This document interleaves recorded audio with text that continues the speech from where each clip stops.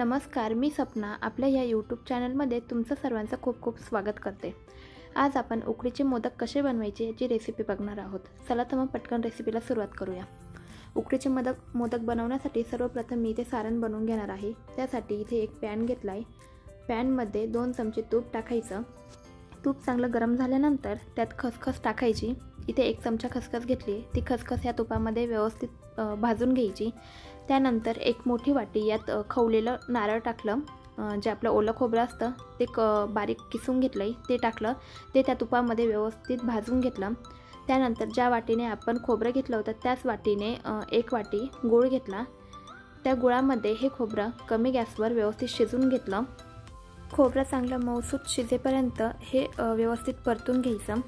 त्यानंतर यात 7 ते 8 काजूचे बारीक तुकडे करून टाकले आणि त्याचबरोबर 7 ते 8 पिस्ता बारीक किसून घेतला तो यात टाकला।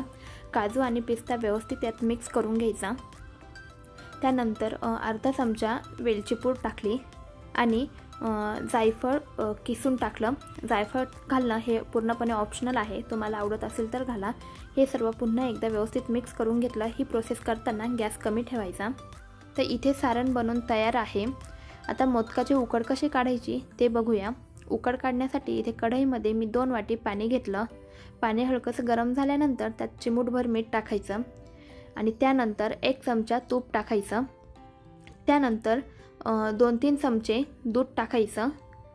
दूध टाकणं पूर्णपणे ऑप्शनल आहे, पण दूध टाकल्यामुळे उकड छान शिजते आणि मोदक खायला खूप टेस्टी लागतात। इथे पाण्याला उकळी आल्यानंतर 1.5 वाटी तांदळाची पिठी टाकली। पिठी इथे मी रेडीमेडच वापरले आहे।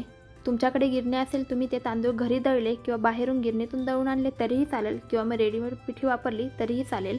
तर त्या पाण्यामध्ये ते सर्व पीठ व्यवस्थित मिक्स करून घ्यायचं आणि कढईवर झाकण ठेवून अगदी 5 ते 6 मिनिटं त्याची एक वाफ काढून घ्यायची।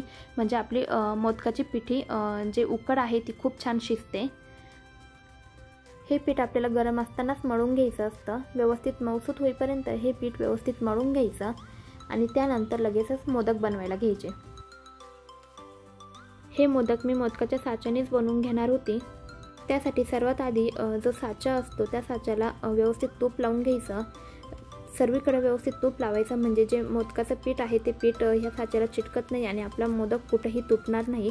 तर व्यवस्थित तूप लावून घेतल्यानंतर जे आपलं मोदकाचं पीठ असतं ते पीठ ह्या साच्यामध्ये भरायचं आणि व्यवस्थित त्या साच्याला स्प्रेड करून घ्यायचं।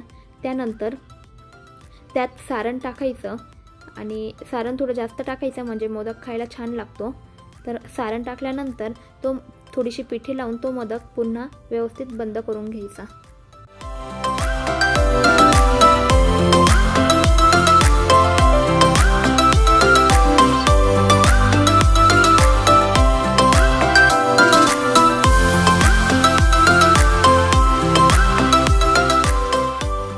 तर हे बघा, अशा पद्धतीने आपला मोदक बनवून तयार होतो। पीठ व्यवस्थित शिजलं आणि सारण व्यवस्थित आपण तयार केलं तर आपला मोदक कुठेही तुटत नाही। तर तुम्ही बघू शकता पूर्णपणे मोदकाला कळाही भारी पडला आहे आणि मोदक दिसतानाही छान दिसतोय। आकारही छान आहे मोदकाचा। तर अशा पद्धतीने मी इथे सर्व मोदक बनवून घेतले।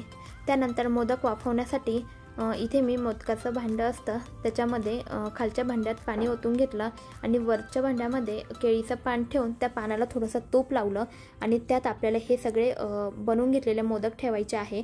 पण ते मोदक ठेवण्या अगोदर ते मोदक असे पाण्यामध्ये बुडूनच ठेवायचे आहे, कारण जे तांदळाचं पीठ आहे ते असं कोरडं होतं आणि आपण जर पाण्यामध्ये बुडून जर मोदक ठेवले नाही तर ते मोदक तुटायची शक्यता असते। त्याच्यामुळे जेव्हा कधी मोदक वाफवायचे असतात तेव्हा पहिले पाण्यामध्ये बुडवायचे आणि मगच ते मोदक त्या भांड्यामध्ये ठेवायचे आणि अगदी 5 ते 6 मिनिटं कमी गॅसवर हे मोदक वाफवून घ्यायचे। तर हे बघा, 5 मिनिटानंतर इथे मोदक बनवून तयार झाले आहे। सर्व मोदकांना मी केशर लावून घेतला होता, तर सर्वच मोदक दिसायला खूप छान दिसत आहे आणि खूप छान पद्धतीने ते मोदक वाफले गेले आहे। या मोदकावर हलकीशी तुपाची धार टाकली की तो मोदक खायला इतका छान लागतो। आम्हाला तर हे उकडीचे मोदक खूप आवडले आणि आमच्या बाप्पांनाही आवडले असतील अशी मी आशा करते। तसेच तुम्हाला हे उकडीच्या मोदकाची रेसिपी कशी वाटली ते मला कमेंटमध्ये नक्की कळवा आणि जर व्हिडिओ आवडला असेल तर व्हिडिओला लाईक करा, शेअर करा आणि सबस्क्राईब करा। धन्यवाद। बाय।